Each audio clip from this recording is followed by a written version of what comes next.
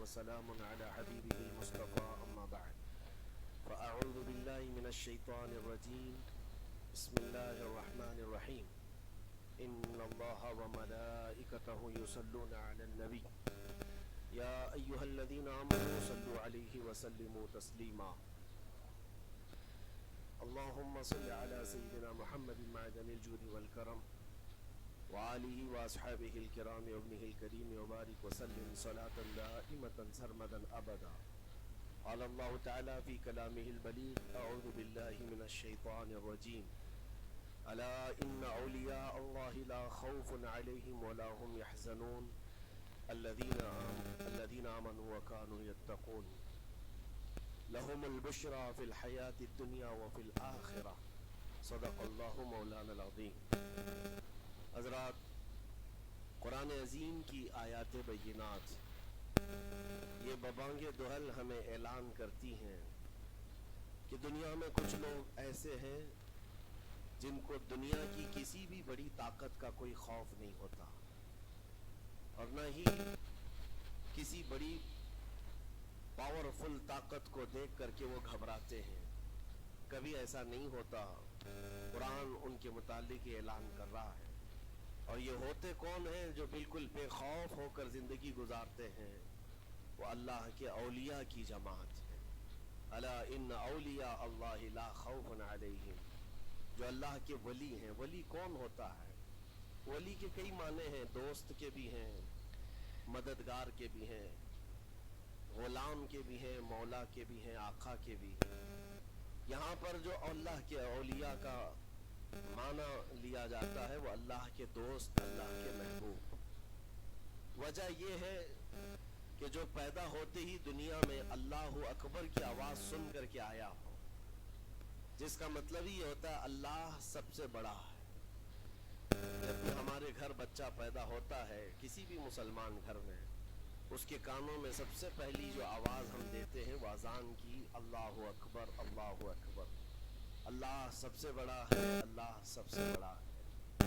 اور مسلمان کی زندگی جب ختم ہونے کو آتی ہے, ہماری روح نکل جائے اور ہمیں کفن دے کر جنازہ لا کر امام کے سامنے رکھا جاتا ہے, امام پھر ہمارے جنازے پر سب سے پہلی تکبیر جو باندھتا ہے اللہ اکبر کہہ کر, اللہ سب سے بڑا ہے. مسلمان کی یہ زندگی اس بات کے بیچ میں ہے کہ آیا تھا دنیا میں اللہ اکبر کہتے ہوئے اور جا بھی رہا ہے دنیا سے تو اللہ اکبر کہتے ہوئے. جو اللہ کو سب سے بڑا مانتا ہو تو پھر دنیا کی کون سی ایسی طاقت ہے جو اسے خوف زدہ کر سکے, اسے کون سی طاقت ہے جو ڈرا سکے. لیکن بہت سارے ایسے ہیں کہ غفلت میں آ کر کے وہ کسی اور کو بڑا سمجھ لیتے ہیں. کبھی حالات کو بڑا سمجھتے ہیں, کبھی تخت و تاج کو بڑا سمجھ لیتے ہیں, کبھی طاقت و قوت کو, فوج کو, نظام کو, ان کا رعب اپنے سینے پر ڈال کر کے جینے لگ جاتے ہیں. جبکہ اللہ تعالیٰ فرماتا فلا تخشوہم واخشونی, ان سے مت ڈرو, مجھ سے ڈرو.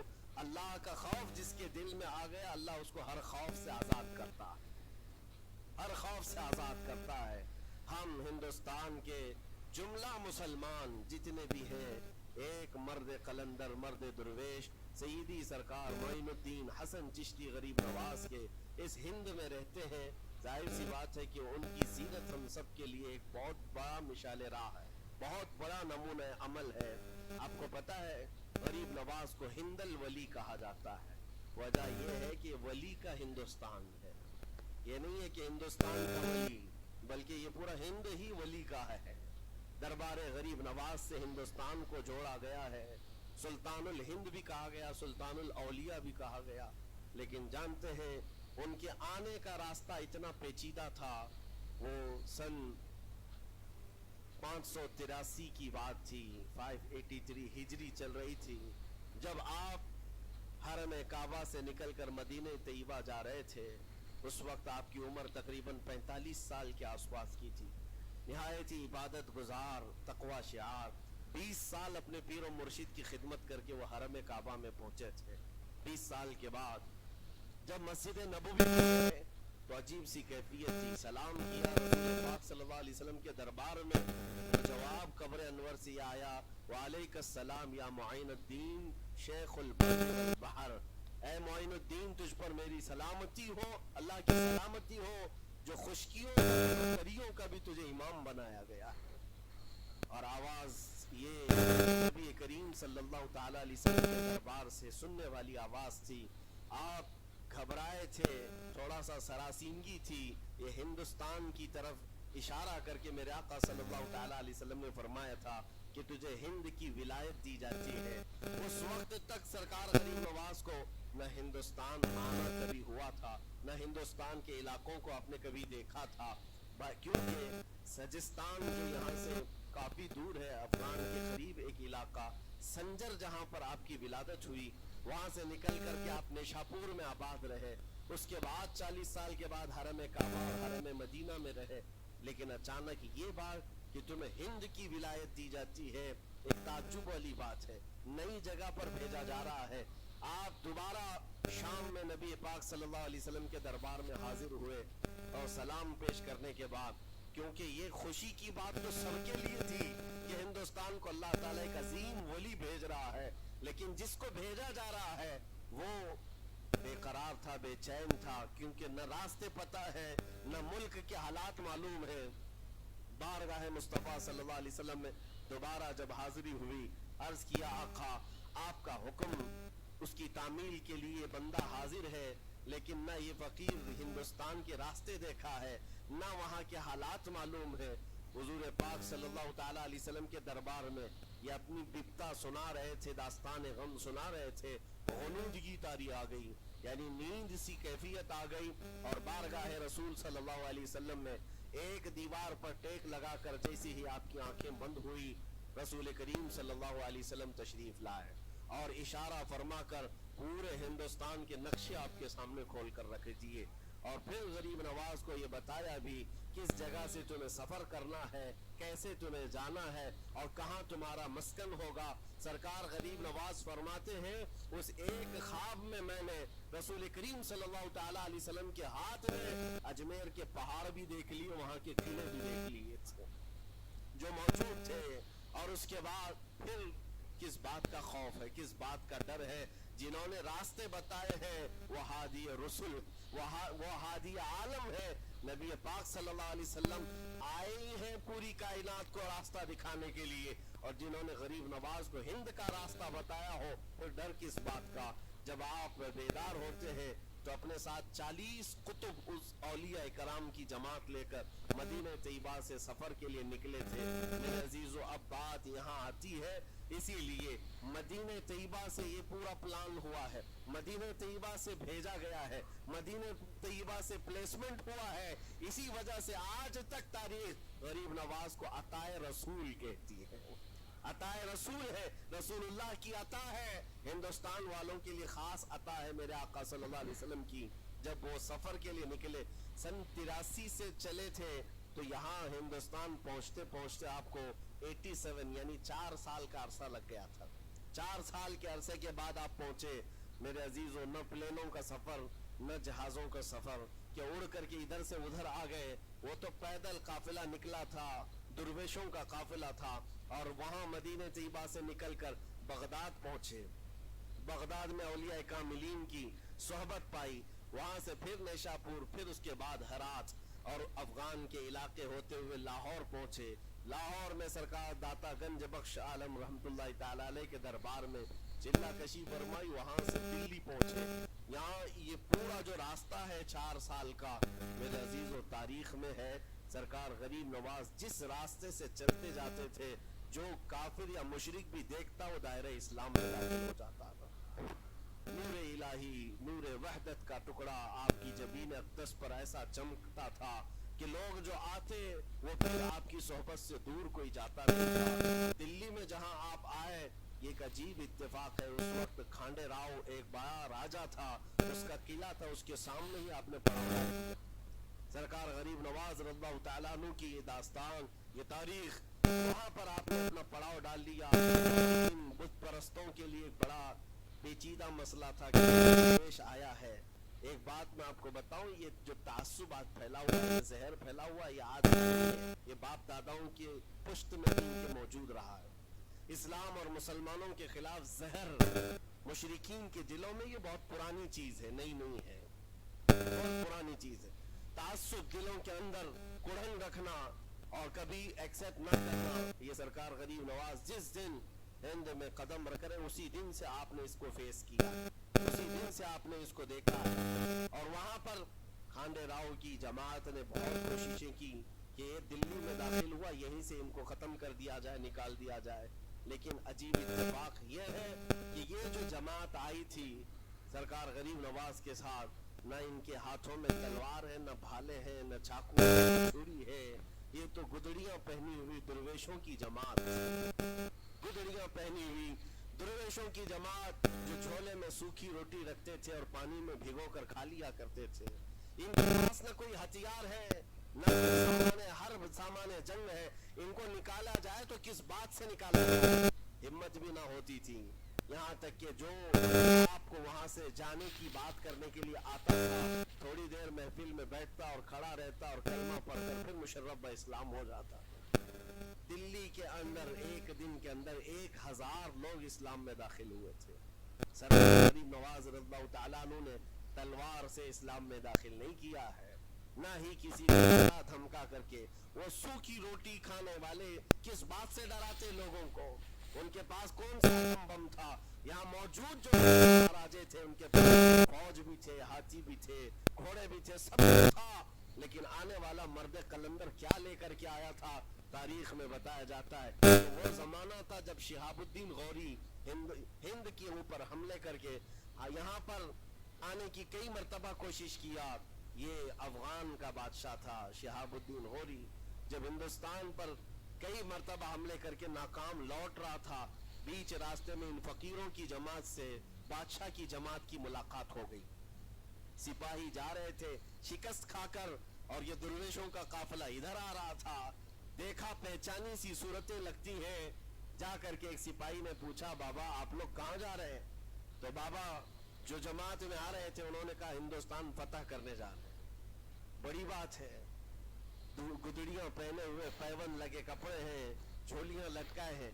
और उसने देख करके कहा मारा सिपाही ने, कहा ये देखते हो हमारे बादशाह की फौज है, इसमें हाथी घोड़ों की तादाद देखो, जरा सामान्य जंग तो देखो, इसमें नेज़े तलवारों की छनक तो देखो, और आप ये चंद फकीरों की जमात लेकर हिंद फतह करने की बात कर रहे हैं। तब सरकार गरीब नवाज के कानों में आवाज आई तो आपने कहा, उससे कह दो फर्क यही है, जब लड़ने के लिए जाते हो तो हाथी घोड़े तलवारों के भरोसे जाते हो, मोइनुद्दीन सिर्फ अल्लाह उसके रसूल के भरोसे जा रहा है। हमारे पास जो ताकत है वो अल्लाह उसके रसूल के साथ होने की ताकत है। आज के जमाने में गरीब नवाज का ये जुमला हमारा हौसला बढ़ा देता है, कोई हो या ना हो अल्लाह हमारे साथ है, अल्लाह हमारे साथ है। हालात जितने भी बदलते जाएं, लेकिन मेरे अजीजों अल्लाह हय्य क़य्यूम हर चीज को देख रहा है, उससे कोई चीज गाफिल नहीं है। बाज लोगों ने ये शोशे छोड़ना शुरू कर दिए कि अब इनका मुस्तकबिल क्या होगा, अब इनका फ्यूचर क्या होगा, नई हुकूमतें आएंगी, नया निज़ाम आएगा, अब तुम्हारी न मस्जिदों की खैर है, न मीनारों से आवाज आएगी, न तुम्हारी अजानों का और न ही तुम्हारे नमाजों का कुछ फ्यूचर है। ये सब बातें उन लोगों के जरिए से आ रही है जो किसी के फजला खार है या किसी के इलेक्शन के पैसे खाए हुए लोग हैं। मैं कहता हूं जो सच्चा मोमिन है वो इस बात पर अहद करता है, करबला की सरजमीन पर भी अजान की आवाज बंद ना हो सकी थी, जहां बहता खून भी बता रहा था इस्लाम जिंदा होता है हर करबला के बाद। आज भी हालात अगर हमारे मुवाफिक नहीं है तो मेरे अजीजों नस्लों में कोई तो आएगा जो सलाहुद्दीन बन करके उभरेगा, नस्लों में कोई तो आएगा जो गरीब नवाज का गुलाम बनकर मोइनुद्दीन बनकर के निकलेगा। इसलिए कि हालात हर वक्त एक तरह के नहीं होते, हमने तारीख देखी है और अब ताला का कानून है, कभी बादशाहों को फकीर बना देता है और कभी फकीरों को बादशाह का मनसब अता कर देता है। जब सरकार गरीब नवाज दिल्ली के सरजमीन पर आप बैठे हुए थे अपने सूफिया की जमात के साथ, एक दस्तरखान लगा हुआ था, दस्तरखान लगा हुआ है रहे हैं। दिल्ली में उस वक्त हालात अजीब थे, ایک چھوٹا سا لڑکا جس کی عمر 13 یا 14 سال کی رہی ہوگی، وہ اپنے ہاتھ میں کھٹوری اور ایک تیر اور ترکش لے کر کے سامنے سے جا رہا تھا، اولیاء کی نظر اس پر پڑی، سرکار غریب نواز نے نظر اٹھا کر دیکھی، اور سامنے سے مجمع سے جانے والے بچے بہت سارے ہوتے ہیں، کوئی آیا گیا، لیکن غریب نواز نے نظر اٹھا کر دیکھا اور پھر صوفیہ کی جماعت سے کہا کہ دیکھنا یہ کل دلی کا بادشاہ بن کر کے نکلے گا، ہندوستان کی پوری سلطنت اس کے پاس ہوگی۔ تاریخ میں موجود ہے غریب نواز کی زبان سے نکلا ہوا یہ جملہ، وہ لڑکا کوئی اور نہیں تھا، سلطان شمس الدین التمش، جو ہندوستان کا طاقتور بادشاہ بن کر کے نکلا تھا۔ اب وہ جس کو چاہے نواز دے اور جس کو چاہے اٹھا دے۔ عزیزان گرامی وقار، ہمارے امتحان کی گھڑی چل رہی ہے، ہمارے حالات ابھی یعنی بیک کی طرف اگر جا رہے ہیں تو اس کا مطلب یہ نہیں ہے کہ ختم ہو گئے، ہم یہ دیکھتے رہیں گے اور رب تعالیٰ کی مدد کا انتظار بھی کریں گے۔ ہمارے ساتھ جو کچھ بھی ظلم ہو یا ناانصافی ہو، ہر ایک چیز کے لیے ہم اتنا ہی کہتے ہیں یہ وقت بھی گزر جائے گا، رات ہمیشہ نہیں ہوتی، صبح کا اجالا ضرور آئے گا، صبح کا اجالا آئے گا۔ عزیزان گرامی وقار، سرکار غریب نواز رضی اللہ تعالیٰ عنہ کا وہ جملہ یاد رکھو، ہم اللہ اور اس کے رسول کے بھروسے جیتے ہیں، اللہ اور اس کے رسول کے بھروسے جیتے ہیں۔ طاقتیں، قوتیں یا تخت و تاج ہمارے مخالف ہو جائے تو یہ نئی بات نہیں ہے، اسلام کے ساتھ یہ ہر بار ہوتا رہا ہے، اس سے پہلے بھی ہوا ہے، حالات ہمارے مخالف رہے۔ اولیاء کاملین کی جماعتیں دیکھیے، اہل بیت اطہار، رسول اللہ کی آل، اتنے میں آپ کو شہادت کے واقعات اگر بتا دوں، آپ کو تو صرف ایک کربلا معلوم ہوگا، ایک کربلا سنا ہوگا کثرت سے، لیکن جانتے ہو رسول اللہ کی آل میں سے کئی ایسے صاحبزادے ہیں جن کو جیلوں میں ایک سال نہیں 7 سال 8 سال تک بند رکھا گیا۔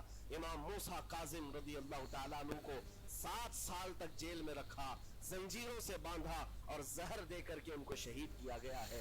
حضرت امام محمد بن حسن عسکری 20 سال تک جیل میں کاٹے ہیں، یہ رسول اللہ کے گھر والوں کی بات کر رہا ہوں۔ سیدنا زید شہید جن کو سولی پر چڑھا دیا گیا تھا، یہ امام حسن مجتبیٰ کی اولاد میں سے ہے۔ یہ سارے خونی داستانیں یہاں اسلام کی تاریخ میں موجود ہے۔ جب اسلام اس وقت نہیں رکا تو اب کیا خاک رکے گا؟ اسلام اب نہیں رکنا ہے، قیامت تک اس کی حفاظت اللہ کریم فرمائے گا، اللہ کریم فرمائے گا۔ ہم جیسے آئیں گے اور چلے جائیں گے، لیکن اسلام کو پھلنا پھولنا ہے، یہ پھلتا پھولتا ہی رہے گا انشاءاللہ۔ آپ کی ذمہ داری اتنی ہے، آپ کی اتنی ذمہ داری ہے، حالات دیکھ کر کے بچوں کو یہ نہ کہنا کہ بیٹا آپ جیسے حالات چل رہے ہیں ویسے ہی چلتے رہو، نہیں، اپنے بیٹوں کو یہ ترغیب دینا کہ بیٹا آج ہم امتحان کی گھڑی میں ہیں، کل اگر اللہ نے حالات اچھے کر دیے تو یاد رکھنا جس جگہ بت کدے بنے ہماری مسجدوں کو توڑ کر انشاءاللہ وہاں سے اذان کی آواز پھر سے گونجے، اذان کی آواز آئے۔ یہ بچوں کو نصیحت ہونی چاہیے، ہماری تاریخ مٹانے سے مٹتی نہیں ہے، ایک دور آئے گا پھر جب اللہ کریم چاہے تو یہ تاریخ کھل کر کے لوگوں کے سامنے آئے۔ ہم کسی پر ظلم کرنے کی اجازت ہرگز نہیں دیتے، اور اسلام یہ بھی کہتا ہے ظلم ہو جائے تو سہنے کی اجازت بھی نہیں ہے، آپ کو حق بات بول کر جانا ہے، حق بات پہنچا کر کے جانا ہے۔ بولنے میں کیا ہے، ہماری زبان کاٹی جائے گی، ہماری گردن ماری جائے گی، لیکن حق بات کی حفاظت نسلوں تک منتقل کرنا اللہ کریم کی طرف سے بہت بڑا انعام ہے، اس کا بہت بڑا انعام ہے، یہ تو ہم کر ہی سکتے ہیں، ہماری نسلوں کو یہ بات بتائیں گے انشاءاللہ العزیز۔ یہ غریب نواز کا ہندوستان کل بھی تھا، آج بھی اور ہمیشہ رہے گا انشاءاللہ۔ سرکار غریب نواز کا پھیلایا ہوا یہ چراغ کبھی پھونک کے پھونکوں سے بجھایا تو نہیں بجھایا جا سکتا۔ آپ دلی کی سرزمین سے جب اجمیر معلیٰ پہنچے تھے، یہ تقریباً 7 مہینے کا سفر تھا غالباً، اس سفر کے دوران کئی ہزار لوگ اسلام میں داخل ہوئے تھے، اور آپ کو اس کے بعد کی تاریخی حالات معلوم ہے، جادوگروں نے مقابلہ کیا، راجوں مہاراجوں نے، بادشاہوں نے مقابلہ کیا، اور فوج نے مقابلہ کیا، نہ جانے کتنے لوگ۔ ایک بار تو ایسا ہوا کہ انا ساگر کی اس پہاڑی پر آپ ذکر میں مشغول تھے، راجے نے کئی مرتبہ یہ سوچا کہ ان کو مار کر کے یا کسی طرح سے بھگائے، لیکن جب نہیں ہوا تو راجہ سے کسی نے کہا یہ منتر والا کوئی فقیر ہے، اس کا توڑ منتر والے سے ہی ہوگا۔ تو اس وقت جو بہت بڑا ان کا ایک منتر जाप करने वाला पुजारी था, उस वक्त उसको उस तारीख में उसका नाम रामदेव बताया गया है, ये वाला नहीं है, उस जमाने का। और उसको राजा ने जाकर कहा, वो कभी किसी से मुकाबले के लिए आया नहीं था, उसने हामी भर ली कि हाँ ठीक है, मैं जाऊंगा, देखता हूँ कौन फकीर आया है हमारी इस धरती पर, और मैं जाप करूंगा, अगर जादू है तो जादू से मैं काट दूंगा। उसने तकरीबन अपने साथ 400 या 500 पुजारियों को लिया, और जब वो आया तो सरकार गरीब नवाज के साथ 2 खादिम थे, आपके साथ सिर्फ 2 खादिम बैठे हुए थे। कहा कि हुजूर बहुत बड़ा मसला है, पुजारियों का जादू हम पर हमला आवर है, उनका जादूगर हमला आवर है, और मुकाबले के लिए वो लोग मैदान के करीब आ चुके, पहाड़ के नीचे हैं, आप अपनी चिल्लागाह से उठते हैं जहां पर आप इबादत कर रहे थे। कहा ठीक है, हम जाते हैं। और उसके बाद सरकार गरीब नवाज ने कहला भेजा अपने खादिम से, कहो कि वो अपना मंत्र पढ़े, हम अपना मंत्र पढ़े। वो अपना मंत्र पढ़े जो भी उनके जादू का है। अब जब वो पंडित ने, पुजारी ने देखे बगैर अपने सारे पुजारियों से कहा कि जैसे ही वो दुर्वेश आएगा, वो फकीर आएगा, हमारा ये मंत्र है, ये पढ़ना, वो आग में भस्म हो जाएगा, दुनिया देखेगी। सबों ने कहा ठीक है, लेकिन अभी किसी ने देखा नहीं था। लेकिन जैसे ही वो अपनी झोपड़ी से ये मर्द कलंदर जलवे रसूल लेकर के निकला था, जमाले रसूल लेकर निकला था, बेटा है किसका? हसन और हुसैन का बेटा है, फातिमा जहरा का बेटा है। जैसे ही बाहर आए, वो मंत्र जो सिखाया गया था सबके करीब करीब आए। 400 लोगों ने वो गरीब नवाज की पेशानी को देखकर मंत्र पढ़ना शुरू किया। और मंत्र क्या था? उनकी जुबान से ला इलाहा इल्लल्लाह, ला इलाहा इल्लल्लाह, ला इलाहा इल्लल्लाह। लोगों ने कहा ये इधर कैसे आ गया कलमा?